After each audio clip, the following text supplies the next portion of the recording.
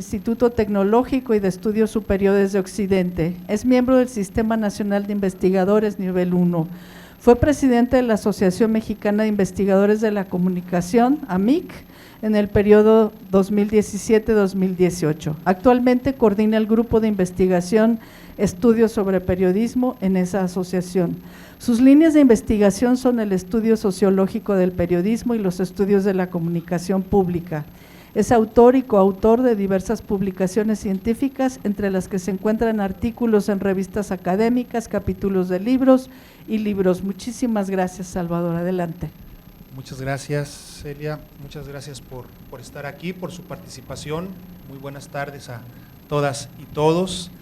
Y bueno, pues ahora tenemos la presentación de este estudio, que es un estudio muy interesante, muy importante, de alto impacto a nivel global, a nivel mundial. En este estudio participan más de 120 países. El estudio lleva por nombre Worlds of Journalism o Mundos del Periodismo, y su objetivo es identificar cuáles son las características que comparten todos estos países, que se comparten en todo el mundo sobre el periodismo, pero al mismo tiempo contrastarlo con los rasgos particulares de cada región, de cada país, y poder identificar así, de esta manera, pues cómo se ejerce, cómo se desarrolla, cómo se transforma el periodismo. Y en esta ocasión pues estamos ya en una tercera ola del estudio. Esto quiere decir que se han ido aplicando una serie de encuestas con un trabajo metodológico muy riguroso que se tiene que respetar en todos estos países, y que se han ido sumando a lo largo del desarrollo de este estudio, que lleva ya más de una década de estarse realizando. Y entonces se ha ya aplicado 3 veces esta encuesta para ir recuperando esta información, y no solamente tener una comparabilidad entre los 120 países, sino además tener una idea de cómo se ha ido transformando en el tiempo el periodismo en cada uno de los países que participan. Y bueno, pues ahora vamos a presentar con mis colegas que están aquí, que son quienes participan directamente en el estudio para el caso de México, y son quienes han estado trabajando en la recopilación y la recuperación de toda esta información para nuestro país. Entonces voy a presentar en primer lugar a Armando Gutiérrez Ortega, que me parece que tiene la información que además nos aporta Sally Hughes, que es la coordinadora de este estudio para América Latina. Y entonces, bueno, Armando Gutiérrez Ortega es profesor y responsable del Laboratorio de Recursos Didácticos Digitales de la Facultad de Ciencias Humanas de la Universidad Autónoma de Baja California. Está a cargo de la región noroeste de Worlds of Journalism Study México. Es presidente del Encuentro Binacional de Escuelas de Comunicación, BINACOM, que reúne universidades más importantes del noroeste del país y de California en Estados Unidos. Cuenta con el grado de doctor en Estudios del Desarrollo Global por la UABC y es maestro en Comunicación y Educación por la Universidad Autónoma de Barcelona. Sus áreas de investigación son seguridad y riesgo en el periodismo en México, entropía en sistemas de innovación de triple hélice y diseño curricular de programas educativos en ciencias de la comunicación. Adelante, por favor. Bueno, pues, ¿sí se escucha? Muchas gracias por la invitación. El tema, bueno, después de la presentación que tuvimos, es muy significativo en lo particular para mí. A mí me toca hablar sobre el tema de bienestar, la manera en que los periodistas perciben el bienestar. No sé si estaba la presentación, Celia. Bueno, ya para continuar, presento rápido el equipo que conforma esta parte de la investigación. La investigación es sobre influencias que afectan el bienestar emocional en el periodismo. Como ya lo mencionó el colega, Sally Hughes es la responsable de esta pequeña parte del proyecto. El proyecto es muy grande. Ella es de la Universidad de Miami. Estoy yo colaborando con la parte del análisis estadístico. Me tocan los números fríos. Qué bueno que tengo la oportunidad de escuchar a las personas de la reunión anterior, porque los números adquieren sentido en función de las historias que nos están contando. De esa manera no tendría ningún caso presentar tanto número y presentar tanta estadística. También nos acompaña, de hecho es colega del mismo paper, Grisel Salazar, y Celia del Palacio, que está sentadita ahí, también es parte justamente de este paper. Si le pueden pasar a la siguiente, aquí está, perfecto. Ahí estamos. Bueno, entonces le estamos dando un giro emocional a la comprensión de la seguridad de los periodistas. Casi siempre ese tipo de investigaciones lo que han hecho es dejar en claro que hay un malestar emocional que no suele atenderse como debe ser. De hecho, es algo que se olvida, usualmente se deja de lado.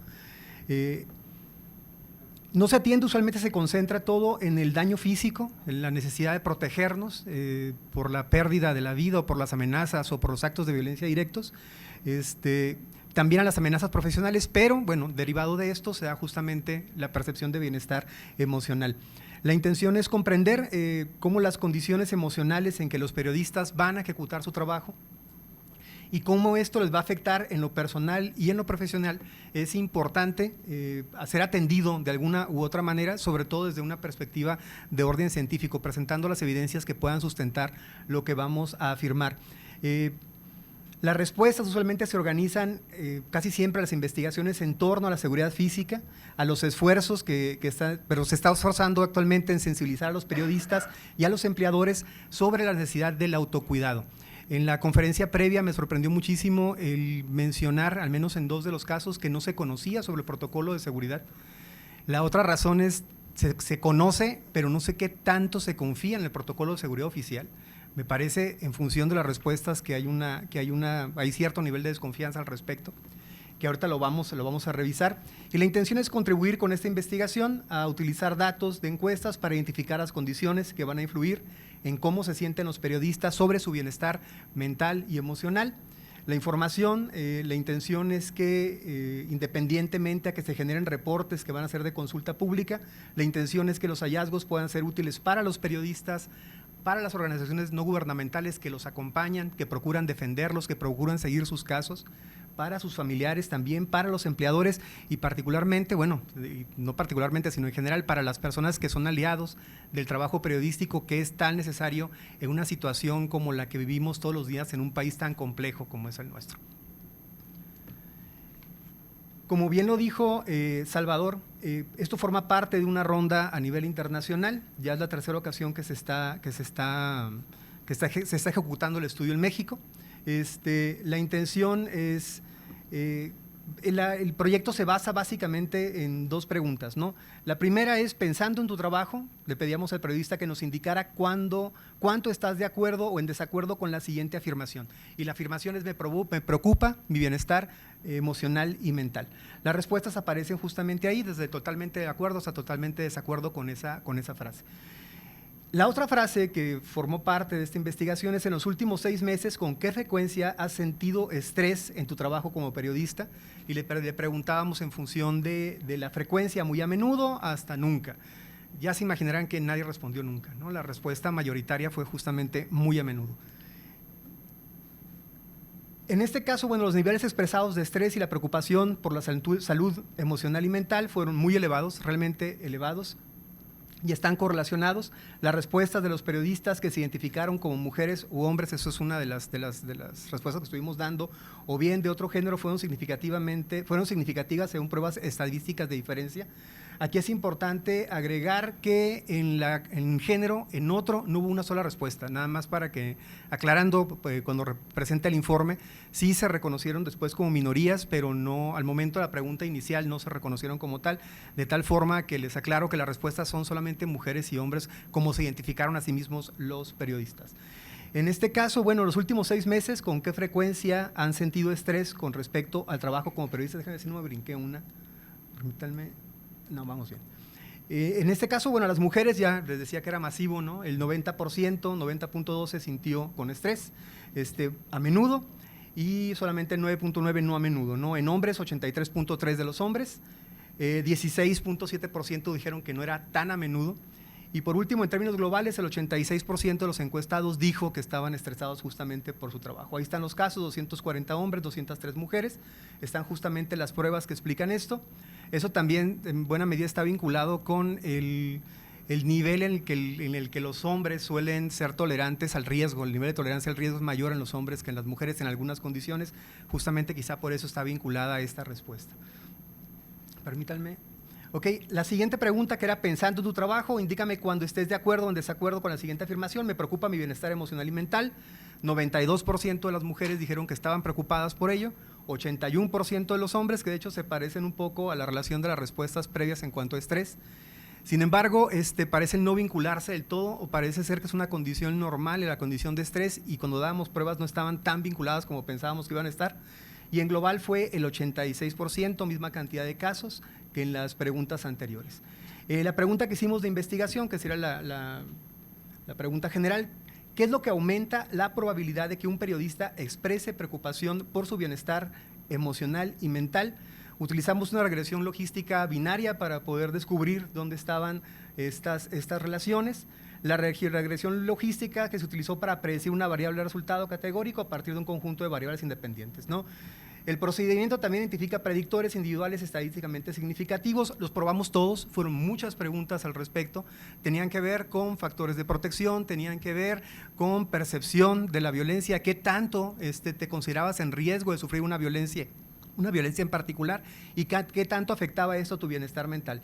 El procedimiento identifica y clasifica las condiciones que van a cambiar la probabilidad de que un periodista esté preocupado por su bienestar emocional o mental.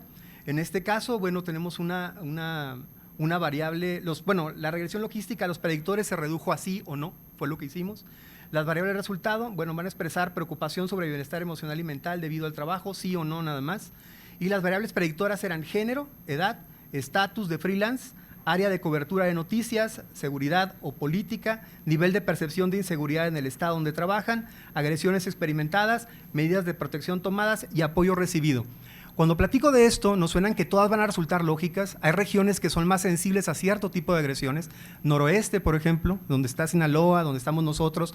La parte del sureste también resultó así. En el caso del norte, del noreste de México, fue lo mismo. Las agresiones físicas fueron las que dominaron las respuestas en función, quizás no dominar sería exagerado, no fue muy exagerado, pero era la máxima preocupación que tenían, la agresión física de los periodistas. Sin embargo, solamente las que están marcadas con verde resultaron significativas al momento de hacer las regresiones, ¿no? Género, estatus de freelance y medidas de protección tomadas. El resto no fueron significativas estadísticamente. Es el modelo predictivo más sólido, está muy chiquito, está en inglés, pero rápido les platico cuáles fueron los resultados. Los hallazgos fueron estos, ¿no?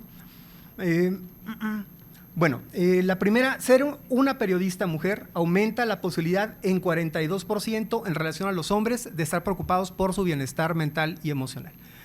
Tienen un poquito más de preocupación de lo que está ocurriendo en términos mentales y emocionales que lo que podrían sentir los varones. En este caso, incluso descartamos la posibilidad, como ha ocurrido en otras investigaciones, que el género de la persona que preguntaba podría influir en las respuestas. No ocurrió así. Son respuestas que no estaban vinculadas al género de quien preguntaba, por lo tanto es algo que estadísticamente puede ser considerado apropiado al momento de hacer las interpretaciones. Por otro lado, trabajar como freelance aumenta la probabilidad en un 38% de estar preocupado por tu bienestar emocional y mental. Ahí ya no cotejamos con el caso, que a lo mejor Frida ahorita va a platicar al respecto, ¿no? Con el caso de la calidad laboral, qué tan seguros se sienten o no se sienten de mantener su trabajo en los próximos 6 meses. En este caso no lo cotejamos con ese dato porque era tema de la colega, ¿no? De Frida, pero podría estar vinculado a ello. La otra es recibir protección del Estado después de un ataque, aumenta la probabilidad en un 788%, es decir, casi 8 veces más que aquellas personas que no lo recibieron, se vincula directamente con bienestar mental y emocional. Lo que yo creo en este caso, en lo particular, aunque tendríamos que hacer otras pruebas, es que en realidad el estar a esos niveles de estrés es lo que lleva, o de preocupación, es lo que lleva a las personas a por fin solicitar, averiguar de qué trata el protocolo de protección y acercarse a las instituciones gubernamentales para poder recibirlo. Es decir, solamente en casos extremos podría darse esto, ¿no? Cambiar las rutinas de trabajo después de un ataque disminuye la probabilidad en un 29% de sentirse preocupado por ese asunto mental y el bienestar emocional. Ser víctima de la agresión más común, que son insultos o discursos de odio, curiosamente no fue un factor, no fue un predictor significativo, está por debajo de 0.05, entonces no puede ser considerado. Y ya para concluir, recibir apoyo de supervisores o colegas, pensábamos que iba a disminuir en algo esa percepción, no ocurre nada, no impacta significativamente en esa percepción de bienestar mental y emocional. Ahí está la discusión. 8 de cada 10 hombres expresan preocupación por su bienestar emocional y mental. Ser un periodista mujer es un factor que se puede considerar a sí mismo de riesgo, es un factor que influye en la manera en que se va a percibir el riesgo de bienestar mental y emocional. La condición laboral es un predictor importante de la preocupación por el bienestar emocional y mental. Debido al trabajo como periodista, más allá del género del periodista, si eres freelance vas a estar extremadamente preocupado por ello. La protección gubernamental después de un ataque parece aumentar la preocupación, no disminuirla, es lo que les comentaba. Aparentemente puede ser que la vinculación sea inversa o la otra, sencillamente hay desconfianza del gobierno y se hace por sentar un precedente legal en algunas ocasiones, ¿no? Tomar medidas proactivas para aumentar la seguridad al cambiar las rutinas es un factor protector, aparentemente respaldando el bienestar, aunque no resulta del todo significativo. Y dadas las condiciones mencionadas anteriormente, recibir apoyo de colegas, supervisores, ONGs y otras, no funciona como un predictor para mejorar la percepción de bienestar mental y emocional. Las causas de preocupación están integradas en las normas ocupacionales de género, la informalidad laboral y el papel del Estado en las agresiones hacia los periodistas fueron los más importantes en términos de respuestas. Cambiar eso va a requerir un esfuerzo sustancial para transformar instituciones y estructuras. Por otra parte, las medidas proactivas tomadas por periodistas, tanto de manera colectiva como de forma individual, muchas veces se dan de manera individual, de hecho la gran mayoría se dan de manera individual, están teniendo resultados beneficiosos para la expresión de preocupación sobre el bienestar emocional y mental. El beneficio y la eficacia y, bueno, lo que descubrimos sugiere que un mayor apoyo a la organización colectiva autónoma de mujeres freelance y periodistas en general ayudaría a superar los efectos perjudiciales de las normas de género destructivas en la informalidad y la intervención estatal. Bueno, básicamente serían justamente estos los hallazgos, ¿de acuerdo?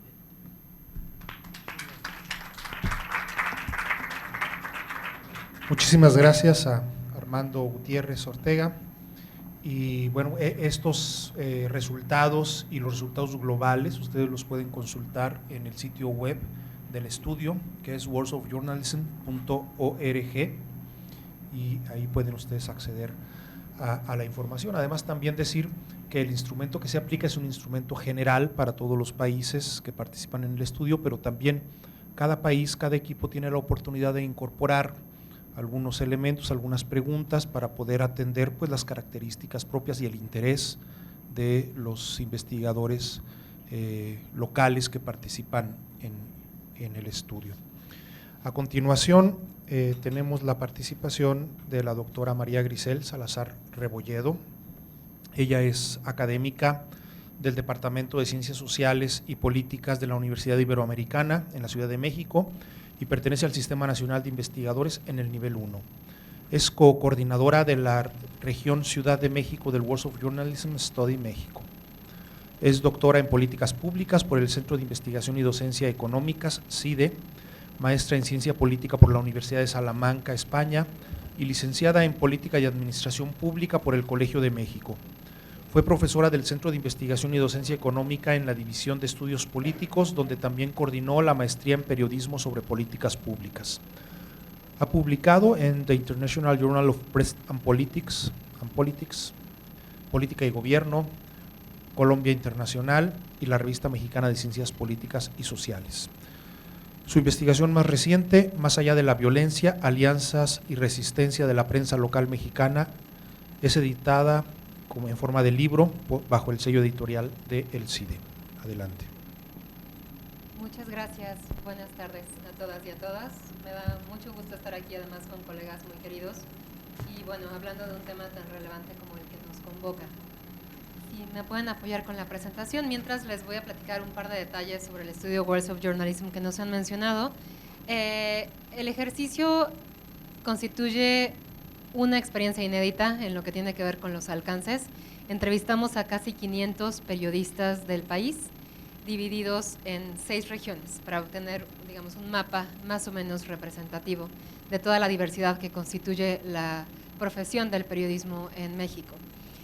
Además, nos ocupamos de tener una muestra representativa que tuviera toda la diversidad, de medios, incluyendo periódicos, revistas, agencias, radiodifusoras, medios digitales, medios de propiedad privada, medios de propiedad pública, gubernamental, comunitaria y además por distribución geográfica. Así que todos los hallazgos que tenemos de este estudio nos proveen un mapa muy rico, cuya función, como ya adelantaba mi colega Armando, no solamente es una inquietud intelectual o académica, sino proveer insumos de valor para la toma de decisiones en las políticas públicas y para informar socialmente sobre este problema tan grave que aqueja al gremio periodístico y hacer contribuciones desde el ámbito académico.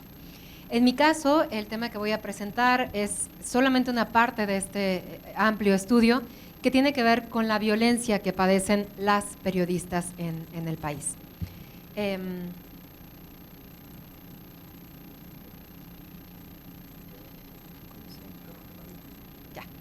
Bueno, lo primero que hay que señalar es que ser mujer y ser periodista en México constituye estar parada en la intersección de dos violencias. Por un lado, la violencia contra las mujeres se manifiesta, como ustedes saben, de manera muy cruenta en forma de feminicidios, acosos, agresiones y por supuesto también a través de estereotipos de género, prejuicios sociales, sesgos arraigados y bueno, las periodistas además experimentan todo lo que tiene que ver con los riesgos asociados a la profesión. Sabemos que ejercer el periodismo en este país es una actividad de riesgo por naturaleza, pero si a esto le sumamos además ser mujer, nos encontramos en un círculo muy peligroso.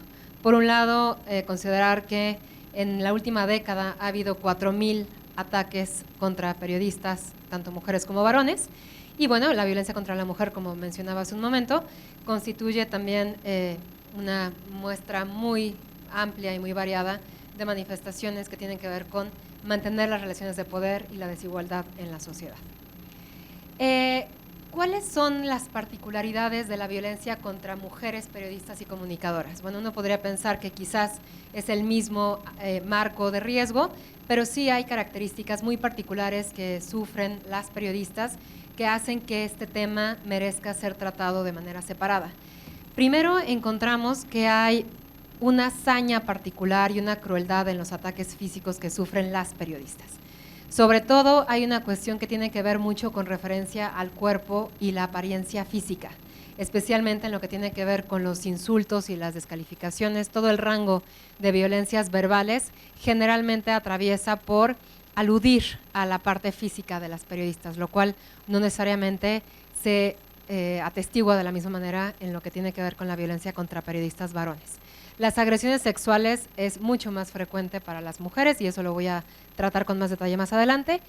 También, por supuesto, tenemos todo lo que tiene que ver con las microagresiones que sufren las colegas en las cargas laborales y los estereotipos de género. La asignación de trabajo y la distribución de roles también se refleja dentro de las redacciones. Ahora, el objetivo de este estudio, ¿por qué nos enfocamos en la parte que tenía que ver con las agresiones sufridas por las mujeres periodistas? Es que a pesar de que tenemos estudios previos muy valiosos que han documentado de qué manera las mujeres viven las violencias para estados específicos del país, no tenemos todavía un mapa, digamos, panorámico que nos permita tener el perfil general de las agresiones y las repercusiones que sufren las mujeres periodistas en nuestro país. Así que el estudio parece un instrumento muy útil y muy valioso para tener este panorama mucho más amplio, más allá de casos concretos de redacciones o de estados, para mostrar justamente que es un problema mucho más sistémico y estructural. Las razones por las que las mujeres periodistas son blanco de violencia generalmente son las siguientes. Primero, como decía, por su género y además porque son mujeres que levantan la voz en el espacio público. Y ese es digamos, un elemento de riesgo al estar ocupando nichos de influencia que tradicionalmente ocupaban los varones. En ese sentido se vuelven elementos, digamos, blancos de amenazas frecuentes.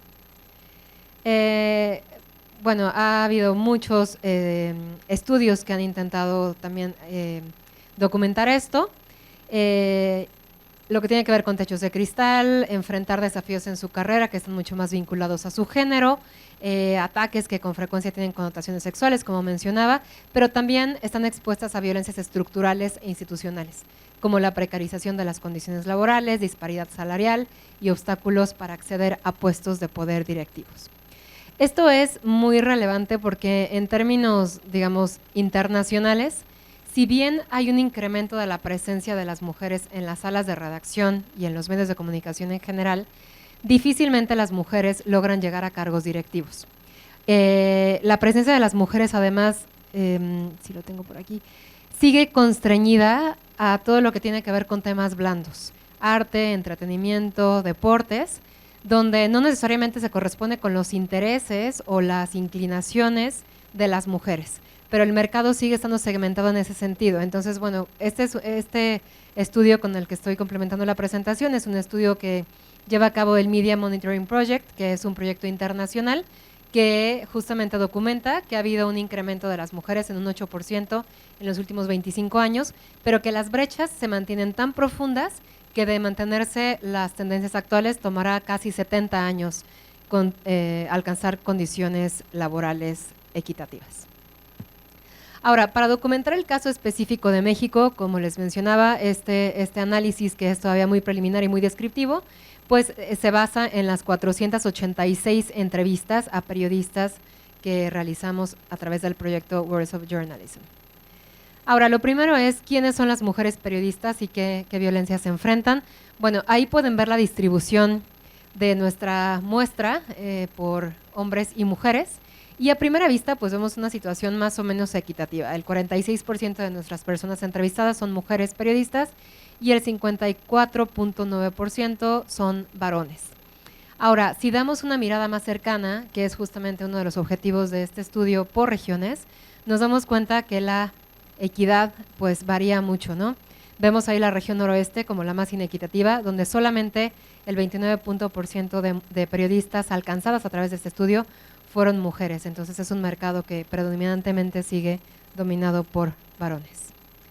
Ahora, por tipo de medio, creo que está muy chiquito, pero si lo alcanzan a ver, el medio en el que las mujeres están empleándose con mayor frecuencia son los medios digitales o las redes, lo cual nos habla también como de la preparación y de las capacidades. Voy a ahondar un poco más adelante en ese sentido. Ahora, algo que nos llamó la atención tiene que ver con la escolaridad.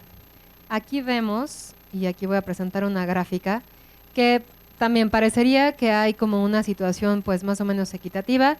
El 1.5% de las mujeres tiene un nivel inferior a licenciatura o especialidad y el 5.2% de los varones presenta esta misma situación. Ahora, ¿qué sucede? Que esta ligera diferencia, a reserva de analizarlo con más cuidado, podría revelar que mientras a las mujeres periodistas se les pide estar tituladas, prácticamente el 100% de nuestra muestra incluyó mujeres con licenciatura o mayor nivel de estudios, con los varones hay una cierta flexibilidad para poder acceder a puestos laborales, en el sentido de que no necesariamente les exigen tener una licenciatura o estar titulados para poder entrar al trabajo. Ahora, el panorama se pone un poco más grave cuando vemos el diferencial de salarios. Ahí vemos el salario promedio por género, donde vemos claramente que las mujeres están percibiendo un nivel inferior.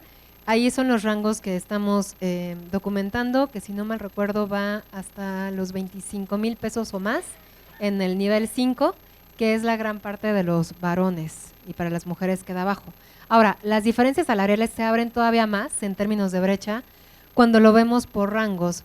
Vean, por ejemplo, la primera franja es el nivel más bajo que consideramos, donde el 67% de las personas que perciben ese salario más bajo son mujeres. Y si nos vamos hasta la última franja, donde vemos el rango donde se percibe más de 36,000 pesos, estamos viendo que mayoritariamente está ocupado por varones. Es decir, de las personas que ganan 36,000 pesos o más, el 83% son varones y solamente el 17% son periodistas mujeres. Esto, por supuesto, también refleja lo que les mencionaba más hace un momento, con respecto de que las mujeres suelen permanecer en los puestos más bajos de las redacciones.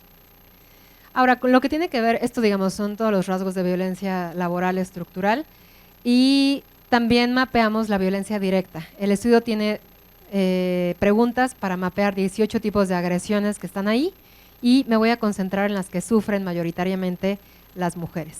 En primer lugar, el 74% de nuestras encuestadas ha recibido algún insulto o discurso de odio. En segundo lugar, quienes han sufrido o enfrentado descalificación pública de su trabajo. Después, cuestionamiento de sus principios morales, acoso laboral, violencia o espionaje con el 40% de nuestras periodistas incluidas en la muestra. Además, es interesante y muy preocupante atestiguar que el 74% de nuestras encuestadas afirmó haber enfrentado alguna de estas agresiones en el ámbito virtual, que se está volviendo cada vez más un contexto peligroso, en gran parte por el anonimato que permiten las redes sociales y por todas las cámaras de eco que se van formando en torno a los insultos. Me insultas tú y de repente me llega toda tu tribu a insultarme, ¿no? Acompañado con imágenes y demás. Ahora, hay 3 tipos de agresiones que están estadísticamente relacionadas con el hecho de ser mujer y periodista. La primera de ellas es las agresiones sexuales, que como pueden ver ahí en la gráfica, no alcanzo a ver.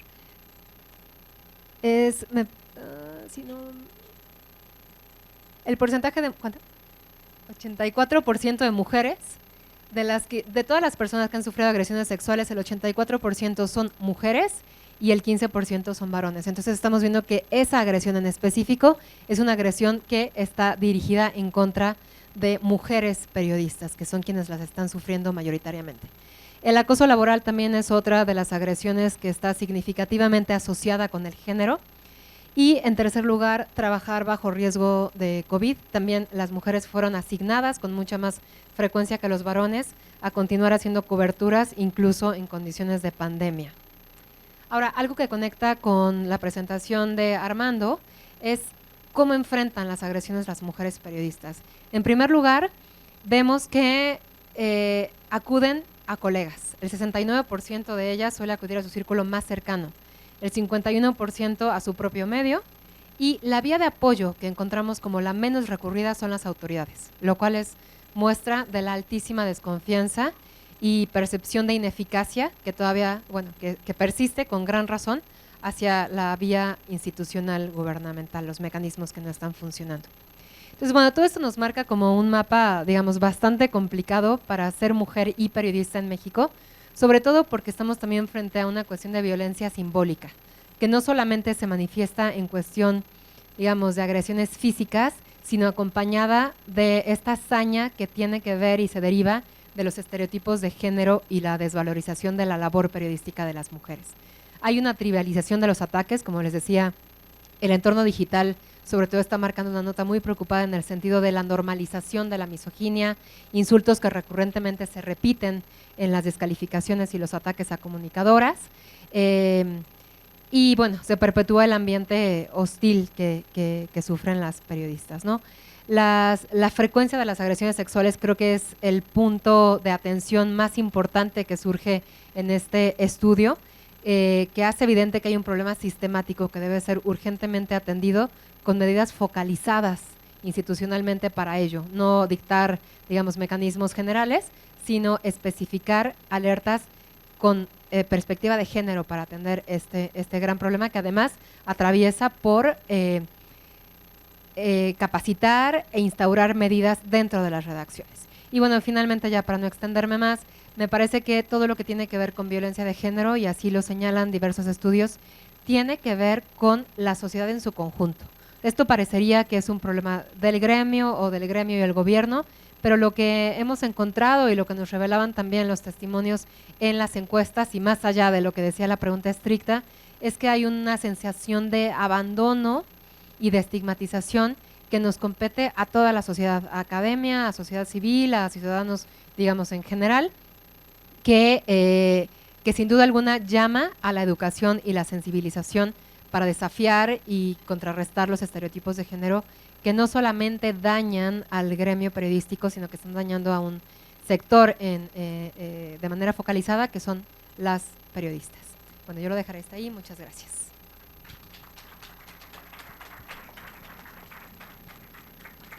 Muchas gracias, la doctora Grisel, por presentarnos esta parte de los hallazgos relacionados con la violencia de género y específicamente en la región de la Ciudad de México. ¿O es de todo el país? De todo el país, ¿verdad? Ok. A continuación tenemos la tercera presentación, después de la cual les daremos la voz a ustedes para sus preguntas y comentarios. La doctora Frida Rodelo es quien ahora nos ofrecerá la información que tiene preparada. Ella es doctora en Ciencias Sociales por la Universidad de Guadalajara, es miembro del Sistema Nacional de Investigadores y profesora con perfil PRODEP. Sus investigaciones han sido publicadas en revistas académicas tales como el International Journal of Communication, Television and New Media, Global Media and Communication, Cuadernos.info, Communication and Society y otras publicaciones líderes en el campo de los estudios de la comunicación. Coordina la región occidente de World of Journalism Study México, así como los monitoreos 2018 y 2021 de la cobertura mediática de las elecciones locales en el estado de Jalisco. Su investigación busca analizar prácticas y encuadres periodísticos con énfasis en procesos de mediatización de la política, precarización de condiciones del trabajo periodístico y representación de las mujeres. Adelante, Frida, por favor. Bueno, ¿se escucha? ¿Se escucha? Sí. Ok, bien. Bueno, pues muchísimas gracias por el espacio, a todas las personas que han estado involucradas en esta maravillosa feria tan grande, ¿no? Especialmente a la doctora Celia del Palacio, quien también coordina el Observatorio de la Libertad de Expresión, a Laura Morales, que ha estado detrás del Encuentro Internacional de Periodismo, pero como ya lo he dicho, son demasiadas personas, ¿no? Es una gran organización. Y bueno, hay muchas cosas que comentar y quisiera comenzar, miren, traje una lámina, literalmente son como 3 hojas, ¿sí? Pero lo más importante es que ahí viene en el código QR la dirección del portal y en otro más adelante la dirección ya que los va a llevar al reporte, ¿no? Para que ustedes mismas vean los resultados. El portal es worldsofjournalismmexico.org.mx y quisiera hacer algunas aclaraciones para que se entienda de qué se trata esto.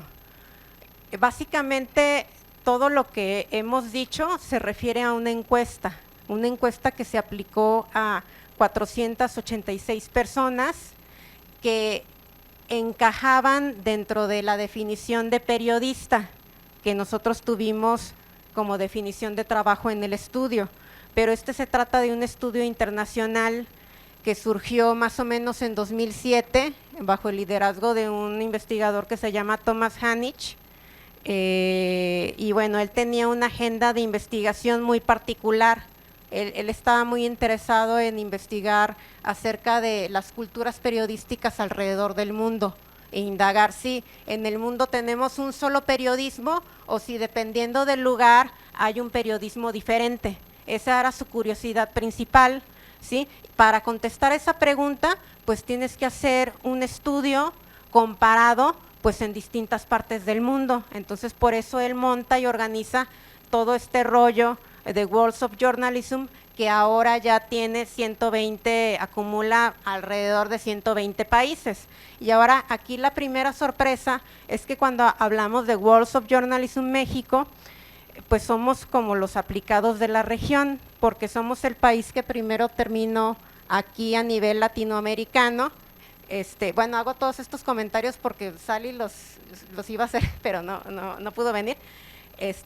México es el país aplicado porque a la hora de diseñar el estudio en México, hicimos un equipo grandote, muy grandote, en donde dividimos el país en regiones, ¿no? Entonces nosotros ya terminamos, pero hay muchos otros países latinoamericanos y el principal beneficio o plus del estudio, como se los comento, es entonces cuando ya empiecen a salir los resultados de Costa Rica, de Colombia, de Brasil, de Argentina, de Estados Unidos, de Canadá, para ver cómo nos comparamos entre sí, ¿no? Y luego de otros continentes también, por supuesto. Entonces, les decía, una agenda de investigación muy particular. En un inicio, en 2007, pues francamente muy occidental, ¿no? O sea, pues sí, intereses muy occidentales, eso de las culturas periodísticas. Conforme pasa el tiempo, ya mencionaron Armando y Grisel, es la tercera vez que se aplica la encuesta, ¿sí? La encuesta le llamamos tercera ronda, es la tercera aplicación. La segunda se levantó en México en 2014 y la tercera se levantó aquí en México, para simplificarlo, en 2022, en realidad noviembre del 21 y a febrero del 23, pero yo digo 2022 son los datos, ¿sí? Entonces, es la tercera vez que se aplica y conforme se ha ido avanzando en las rondas, el proyecto ha tenido mayor sensibilidad. ¿En qué sentido? En el sentido de que, ahora como que en el mundo está cobrando mucho interés el tema de la violencia contra periodistas. Miren, incluso a periodistas de aquí de Europa también nos los están agrediendo. Como que hay que meter ese bloque, ¿no? Ese indicador, ¿no? Esas preguntas. Y entonces ya ha incorporado en esta tercera ronda bloques que tienen que ver con preocupaciones ya no nada más europeas, sino también de otras partes del mundo. Entonces, estamos hablando de una batería muy amplia. Uno de los problemas a la hora de realizar la encuesta fue que tomaba como 40 minutos realizarla con cada periodista. Entonces, ustedes saben que después de los 30 minutos, pues corres el riesgo de que te cuelguen el teléfono, ¿no? O te cuelguen, bueno, en este caso que te cuelguen la videollamada, ¿no? O que se vaya al internet o lo que sea, ¿no? Entonces, bueno, es una batería muy amplia que incluye muchas dimensiones. Primero, perfil demográfico, está el perfil laboral, está la ideología profesional, la epistemología, el aspecto de las creencias acerca de la ética, las creencias acerca de lo epistemológico, o sea, cómo haces tu trabajo y cómo concibes la labor periodística, las influencias externas e internas sobre tu trabajo, incluso el impacto del COVID y también el tema de las agresiones, que son muy importantes. Y bueno, el otro plus es que estamos hablando de una encuesta estadísticamente representativa en 6 regiones diferentes. Eso permite que podamos comparar regiones y, como lo mencioné, cuestionarios aplicados por videollamada. Y ahora sí le voy a avanzar.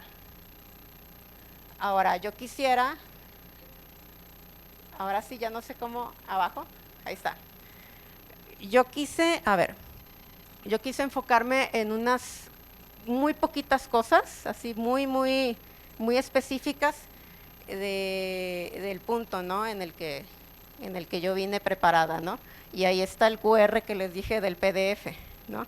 Entonces, yo me he centrado en el tema de las condiciones laborales desde algunos meses, ¿no? Entonces, bueno, ¿por qué hablar de las condiciones laborales?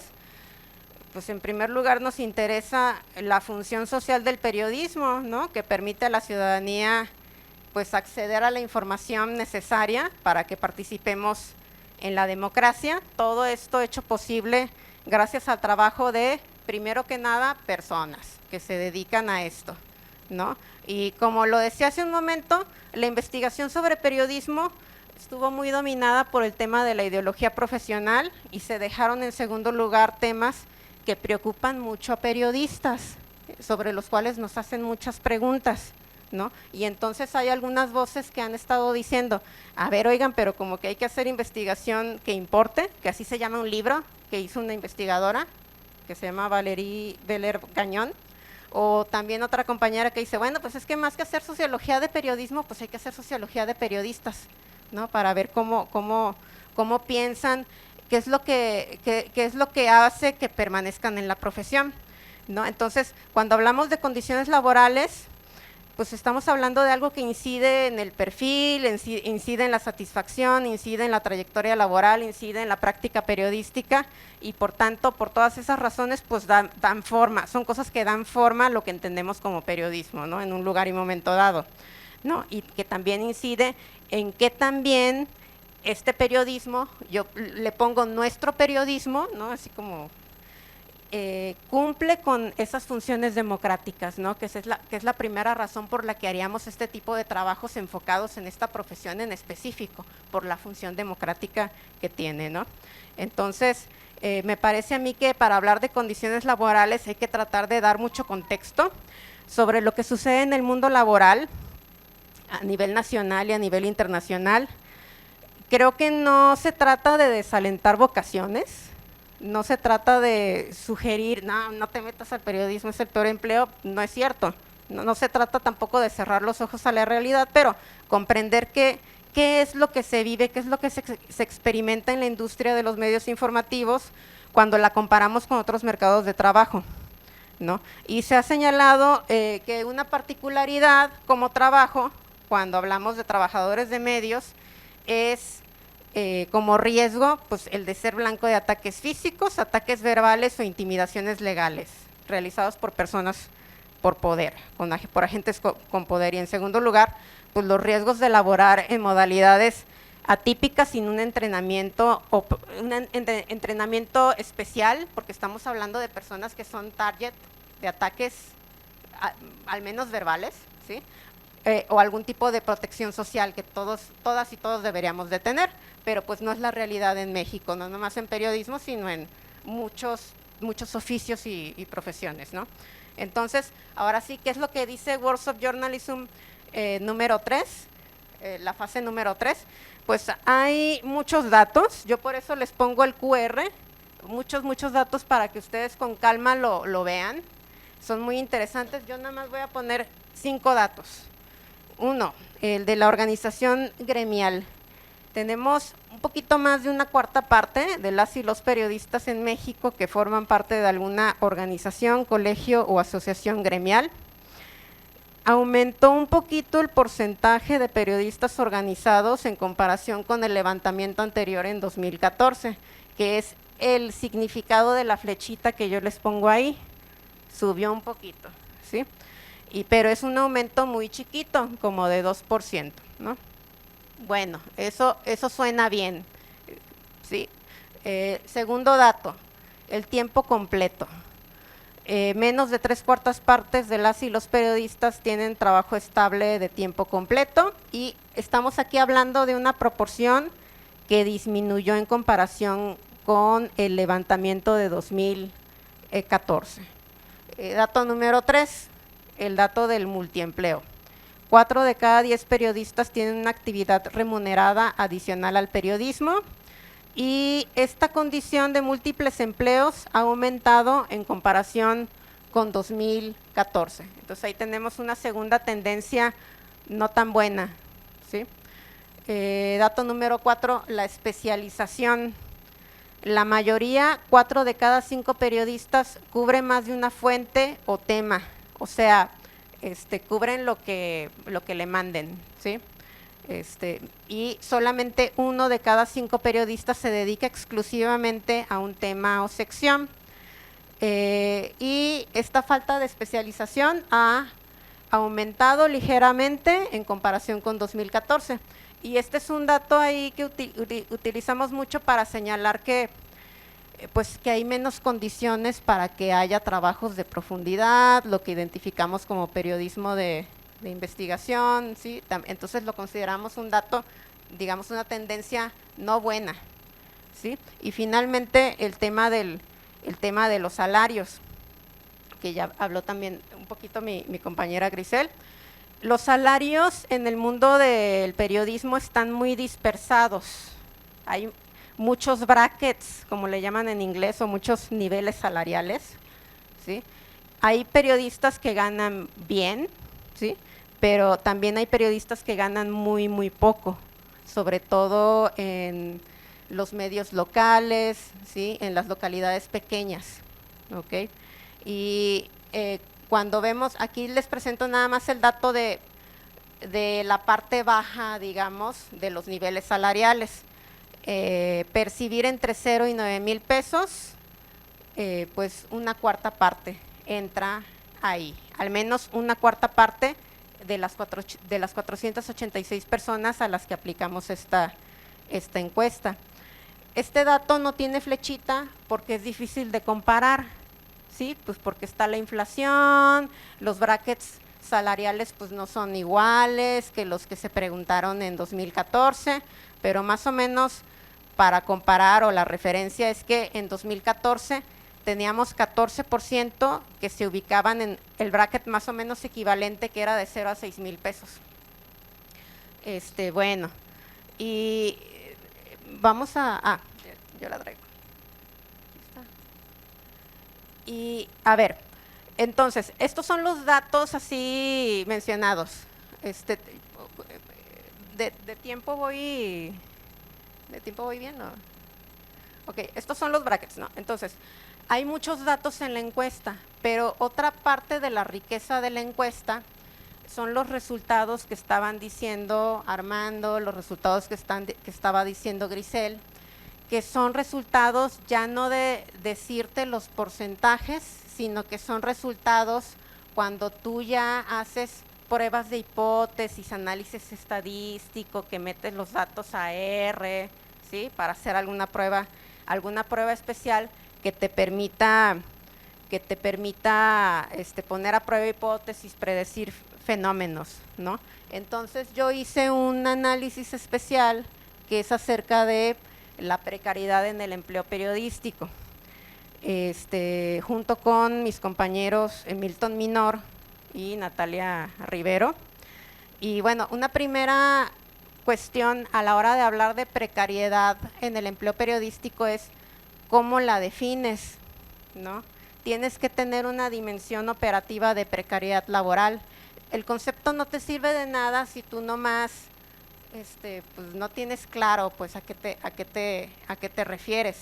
Y no es algo que se reduzca o que se limite a tener un salario bajo, ¿no? Más bien, en general, poniéndolo en términos muy generales, precariedad se refiere al deterioro de condiciones, inestabilidad o inseguridad laboral en el empleo, que tiene visto sobre todo desde una perspectiva individual y social, ¿no? Y que tiene un impacto subjetivo en la persona, porque entonces tu trabajo, tú ya no lo ves, no te sientes seguro o segura, y tú ya no te ves trabajando en el mismo lugar por mucho tiempo durante toda tu vida. Es inseguro en ese sentido, ¿no?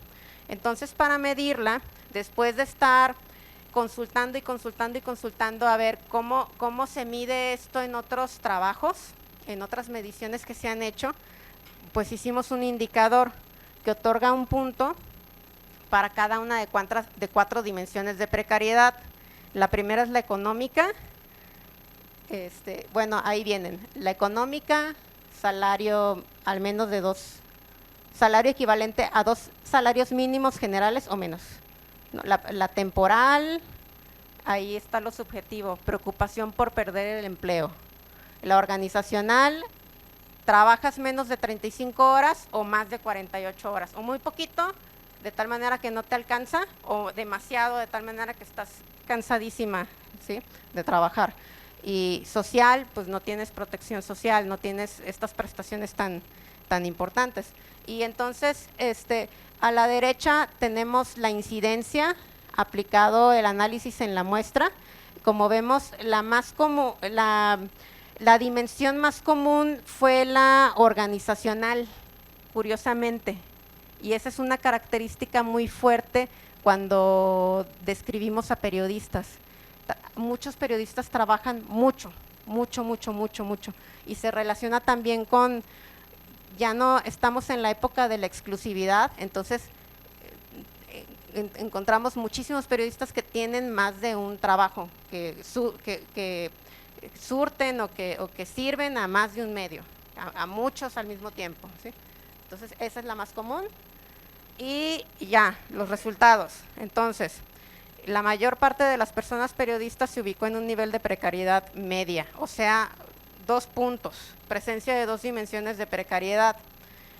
La dimensión más registrada fue la organizacional, como ya les dije, y tiene que ver con multiempleo o multiactividad en el periodismo. Ahora, un análisis interesante es cuando tú haces esto, pero separas por rasgos de las personas, ¿sí? Tú separas segmentos o distingues segmentos de la muestra, ¿no? Entonces, ahí llegamos a, digamos, a predictores, ¿no? Entonces, ¿cuáles fueron aquí los predictores de la precariedad? Los predictores de la precariedad fueron ser mujer, hacer trabajo freelance o en modalidades atípicas, ¿sí? Que es lo contrario a tener un trabajo formal con contrato y todo eso. Y número 3, trabajar en un medio digital, o número 4, trabajar en un medio local. ¿Qué son estos? Son factores que se relacionan con tener un mayor nivel de precariedad en el empleo periodístico, o factores que si tú tienes alguno de esos 4, es más probable que estés en un nivel más alto de precariedad que si no los tuvieras. Esa es como la interpretación de ese test. Y ahora un poquito de la interpretación, porque a mí me sorprendió mucho, por eso que lo pongo aquí en el parrafito de abajo.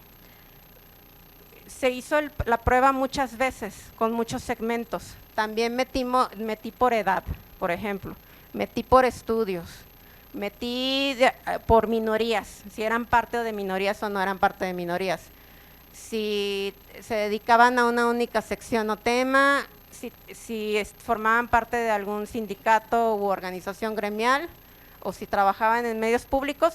Bueno, esos no fueron predictores. Los predictores fueron los de arriba, ¿no? Entonces a mí me llama mucho la atención eso de los medios digitales y también eso de los medios locales, porque ambas cosas son muy importantes en nuestro ecosistema periodístico, en nuestro, digamos, en nuestro, pues para ejercer la ciudadanía, son muy importantes, tanto los medios digitales como los locales.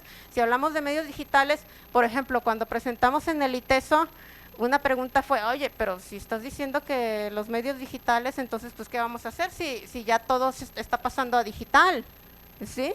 Entonces, bueno, pues es que medios digitales, ahí lo que nos está hablando esto es de la vulnerabilidad económica de las organizaciones y emprendimientos, ¿sí? En este sector, ¿no? Que estarían hipotéticamente, pues, en peores condiciones para proporcionar salarios dignos, empleo formal, seguro social, horarios razonables, estabilidad laboral, ¿no? También en cuanto a los medios digitales, estamos hablando de un sector de medios que pensamos como más independiente del poder político, ¿no? Porque no se requieren ahí concesiones estatales, ¿no? Entonces, bueno, el sector más independiente, pero pues también en donde encuentras peores condiciones laborales, ¿no?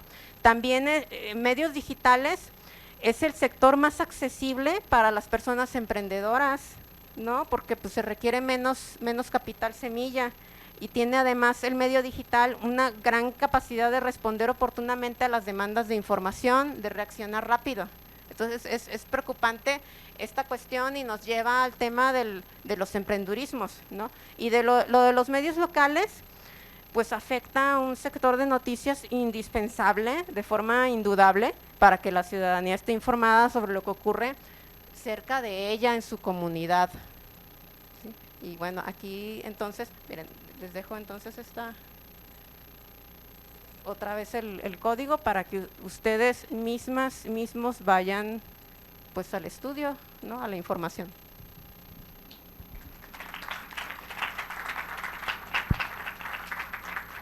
Muchísimas gracias, doctora Frida, y bueno, pues también la generosidad de otorgarnos el acceso a esta información para que todos podamos revisarla, trabajarla y pues agradecer, ¿verdad? Ahora sí, pues les cedemos la palabra a ustedes. Me dicen que ya tienen por ahí tarjetas, entonces no sé si gusten pasarnos las preguntas o tomar la voz también puede ser, ¿no? Aquí la doctora Gabriela.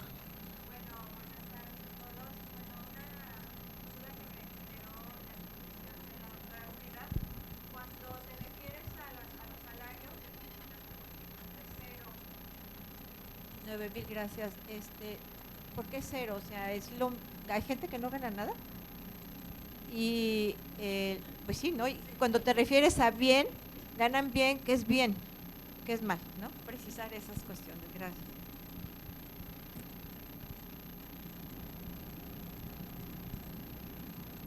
Bueno, pues estamos, respondo.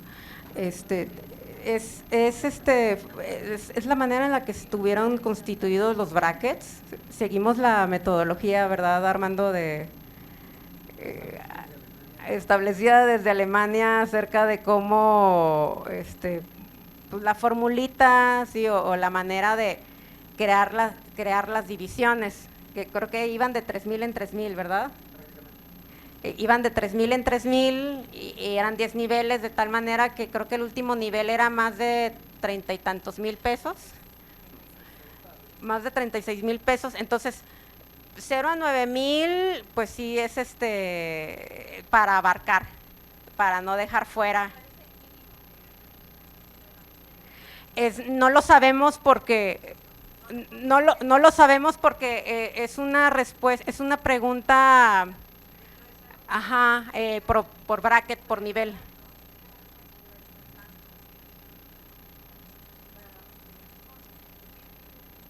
A ver, Armando. Por ejemplo, sí entiendo la pregunta, que fue algo que nos estuvimos enfrentando mucho. La metodología marca eso. Lo dividen en deciles, que usualmente sí se hacen los estudios de ingresos. Los deciles se hacen así, o sea, la media que se gana dividido entre tal número y te va a dar el decil. Se buscó un estudio se me olvidó el nombre, de la encuesta nacional de ocupación y empleo, y de ahí se sacó la media y en función de esto se generaron los deciles nuestros. Sin embargo, por ejemplo, a mí que me toca un poco más la parte estadística, sí es un poco frustrante el no tener el ingreso específico declarado por el periodista.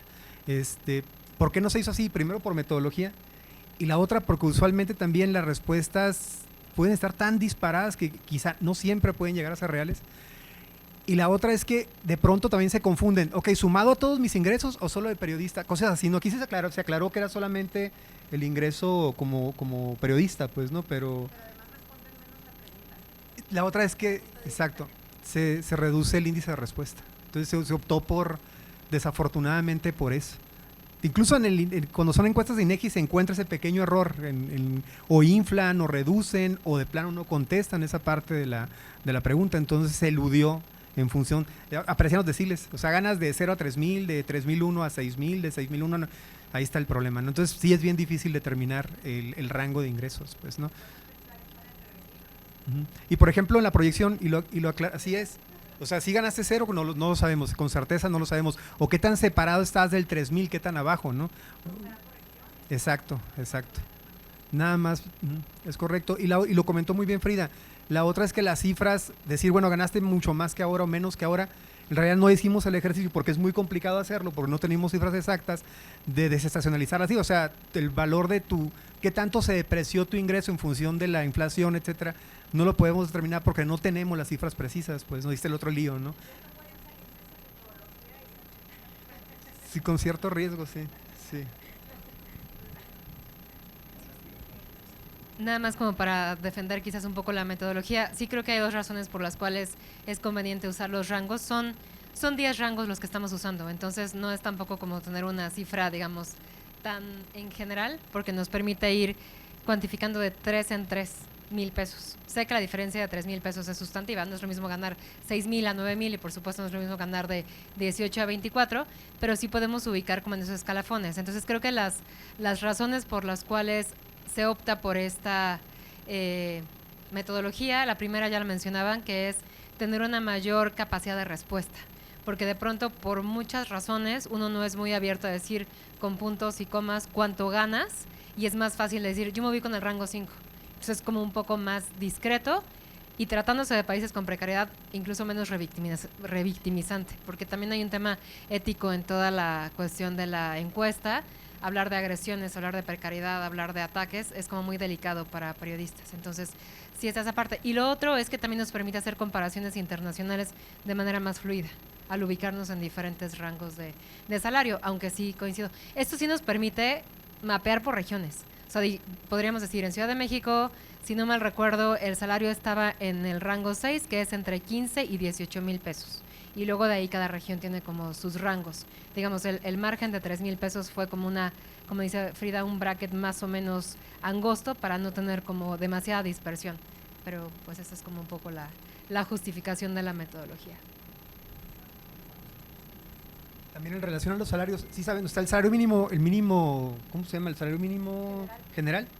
Pero hay una suerte de salarios mínimos profesionales, ¿eh? De ese estamos todavía más alejados en ingresos en periodistas. Ahí sí es el margen aún mayor, ¿eh? Es prácticamente de la mitad, pues, ¿no? Exacto, así es. Buenas. ¿En alguna otra pregunta por acá? Sí, Adelante, buenas tardes, por favor. ¿se escucha?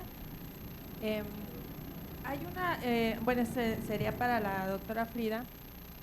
Vi las mediciones y no sé si haya alguna medición o algún parámetro o alguna idea de qué es lo que valoran las empresas periodísticas de sus periodistas, cómo miden la productividad para el salario. Y les pongo aquí un ejemplo, a lo mejor me meto un poquito en la primera pregunta, a manera de ejemplo. En mi caso, ofrecen hace pocos meses una jefatura de noticias en radio. Y al preguntar el salario, por eso digo que sí es cierto de cero, la propuesta fue, no, pues tú vienes, haces el noticiero de matutino, el vespertino, y te damos el 20% de la publicidad que consigas. O sea, 0 salario por mi trabajo en noticiero, y tenía que salir después a vender la publicidad para tener algo de ingreso. Entonces, no sé si haya, y pues estamos desprotegidos, hay que decirlo, estamos muy desprotegidos, tampoco hay como que un concepto en donde entremos los periodistas, qué se califica como productividad y los riesgos que corremos en ello, ¿no? Y amén de las capacitaciones, de todo el trabajo que tenemos que hacer de pronto sin tener una capacitación específica al respecto. Esa sería mi pregunta en cuanto a las empresas.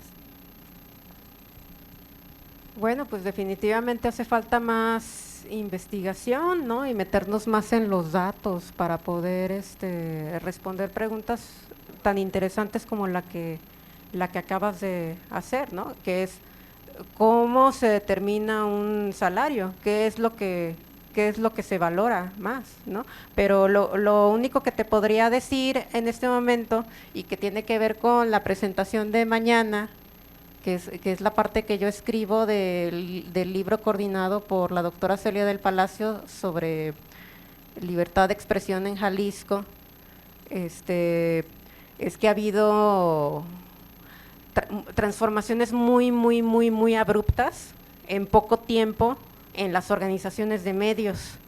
Y una de las cosas que me llamaron mucho la atención cuando yo tuve la oportunidad de platicar con periodistas aquí en el área metropolitana de Guadalajara, es que cuando yo les preguntaba a los que habían vivido de cerca algún episodio de despido múltiple de periodistas en una organización en el periodo entre 2015 y 2021, me decían que pues casi siempre las personas que eran despedidas eran personas con los salarios más altos en la organización, ¿no? Porque pues el despido múltiple era para bajar la cantidad de la nómina, el gasto en la nómina en la empresa. Entonces imagínate todo lo que eso implica en términos de cambio organizacional y por ende de cambio en el periodismo. Se te están yendo las personas que tienen más conocimiento dentro de tu organización, ¿no? Y eso puede cambiar, tiene potencial de cambiar mucho una institución como es el periodismo, ¿no? Si lo vemos ya de forma social.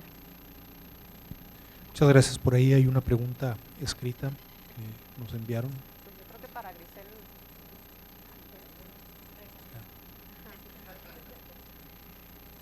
A ver, sí. No analicé, es que, a ver, dice la Si pregunta. nos ayudas a leerla, por favor.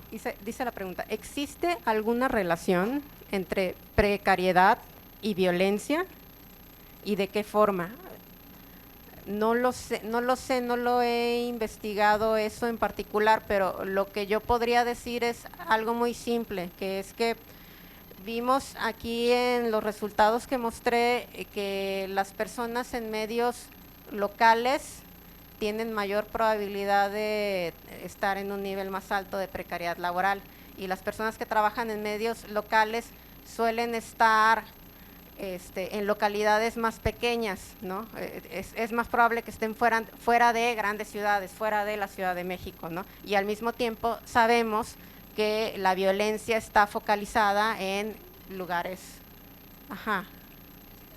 Sí. Para quien hizo la pregunta, sí hace falta como un análisis más a detalle, pero lo que sí hemos visto es que la violencia está relacionada sobre todo con quienes están en un trabajo desprotegido, es decir, quienes trabajan como freelance o no trabajan de tiempo completo.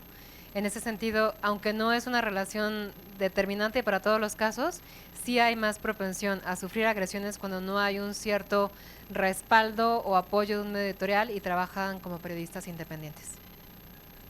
Gracias. Tenemos aquí una pregunta que dice: ¿cuál fue el reto al encuestar a periodistas en términos metodológicos, especialmente por la fatiga o resistencia a participar en un estudio como este?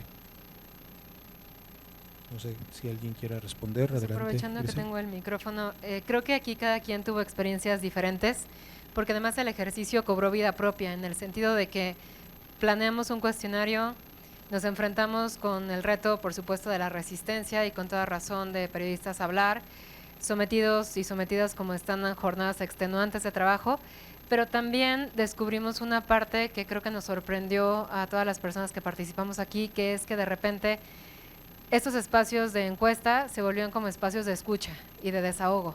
Entonces ahí había como un gran desafío, primero en términos éticos, de cómo manejar la información que rebasaba estrictamente las preguntas que teníamos planeadas y de pronto entrar en aspectos pues muy delicados de la vida de periodistas que además podían estar sufriendo agresiones o amenazas o habían estado sometidos a maltratos y acoso laboral y toda esta serie de dificultades que hemos mapeado. Entonces ahí sí hubo, además de, digamos, del reto de encontrar el espacio de escucha, una vez que se lograba concretar la cita, el encuentro, saber cómo incluso contener las crisis. Y eso es un tema que tenemos que tener en cuenta todas las personas que nos estamos aproximando a estos temas de violencia o de víctimas o de derechos humanos, que no es tan sencillo como llegar y preguntarle a alguien y que te comparta su testimonio. También hay que saber qué hacer del otro lado y cómo retribuir también a esa generosidad que nos estaban dando, porque creo que eso sí nos puso como en una encrucijada que no habíamos mapeado del todo. Sabíamos que podemos enfrentar situaciones difíciles, pero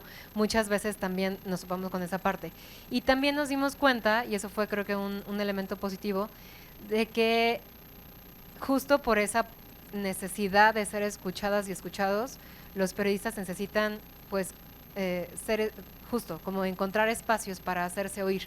De pronto, claro, encontrábamos de todo, pero a veces también nos agradecían como esa parte de estar como visibilizando cuestiones que muchas veces no se tocan ni en los propios medios, ni en la opinión pública. Entonces sí hubo esa parte de responsabilidad que abrazar y saber qué hacer con esto. Entonces en ese sentido creo que también estos foros o la idea de difundir el estudio es como una pequeñísima contribución y retribución que estamos haciendo como para visibilizar toda esa problemática muy profunda que está viviendo el gremio.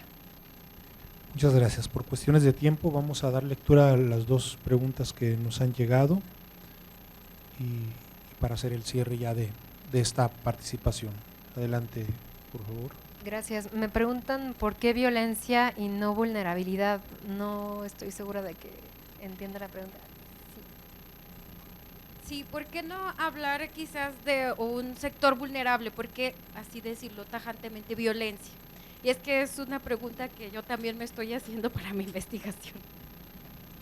Pues creo que, a ver, el cuestionario tiene como muchas aristas, tiene una batería específicamente enfocada en lo que el cuerpo de investigadores consideramos como violencia, que tiene que ver con violencia simbólica, con violencia estructural, violencia directa. Entonces, vulnerabilidad quizás implique como bajarle un poco al peso de la violencia, porque toda esta cuestión simbólica de o te pago menos o te contrato con otras condiciones podría percibirse como vulnerabilidad pero es abiertamente violento. O sea, un trato diferenciado es abiertamente esgrimir violencia contra periodistas que pueden tener las mismas capacidades o incluso más y no están recibiendo condiciones similares. Creo que hablar de vulnerabilidad nos haría hablar como de acciones, digamos, paliativas o de alguna manera más como restaurativas, y hablar abiertamente de violencia posiciona el tema en términos de más gravedad y necesidad de hacer algo para combatir. Pues muchísimas gracias por su participación, agradecemos el espacio que nos brinda la FIL Guadalajara, el Observatorio de Libertad de Expresión y Violencia contra Periodistas de la Universidad de Guadalajara, coordinado por la doctora Celia del Palacio, y la Red por la Libertad de Expresión y la Violencia contra Comunicadores, en la que también esta actividad se inserta. Participan varias universidades y organizaciones civiles y periodistas en esta red por la atención a la libertad de expresión. Muchísimas gracias, yo paso el micrófono a la organización.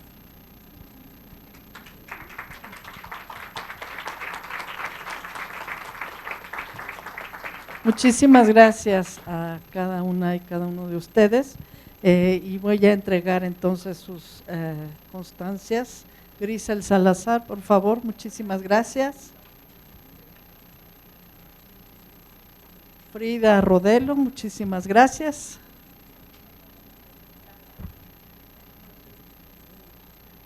Armando Gutiérrez, muchas gracias. Y Salvador de León, muchísimas gracias. En un momento más empezaremos con la mesa sobre las acciones que emprenden contra la violencia agrupaciones de los periodistas. Los esperamos, las esperamos, y aquí estaremos. Y mañana, pues para todas aquellas personas interesadas en la precariedad, tendremos otra mesa a las 10:30, después de la primera mesa que empieza a las 9, una mesa sobre precariedad laboral, justamente salud mental y acompañamiento psicosocial, periodistas. Los esperamos también. Muchas gracias.